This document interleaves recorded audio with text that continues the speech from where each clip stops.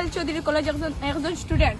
আমি আজকে এখন আমার কলেজে আইসি সকাল 9টার সময়, ওটাও দাবি লইয়া আইসি যে আমরা বিপিএল ক্যাটাগরি স্টুডেন্ট। আমরা কাছে মানে আমরা ফার্স্ট সেমিস্টারও এডমিশন লইছি, ফ্রি এডমিশন লইছি, থার্ডও ফ্রি এডমিশন লইছি, এখনো আমরা চাই ফ্রি এডমিশন লইতাম, কারণ আমরা কাছে বিল মানে ফিস দেওয়ার মতো কিছু নাই, আমরা কাছে টাকা নাই, আমরা ফ্যামিলিও চলের কোনো রকম, এখন আমরা কিরকম ফিস দিব? আমরা সরকারের কাছে ওটাও দাবি করি, মামার কাছে ওটাও দাবি করি, আর যে আমরা লোকাল এমএলএ কাছে ওটাও দাবি করি, আর যে আমরা ফ্রি এডমিশনটা হওয়ার লাগে, কারণ আমরা ভবিষ্যতে আরো পড়িয়ে যেতাম চাই, কারণ এখন যদি আমরা পড়া বাদ দিলাই তো ভবিষ্যতে আমরা নিজেরও তো হতে হইব, সব স্টুডেন্টের করতে হইব।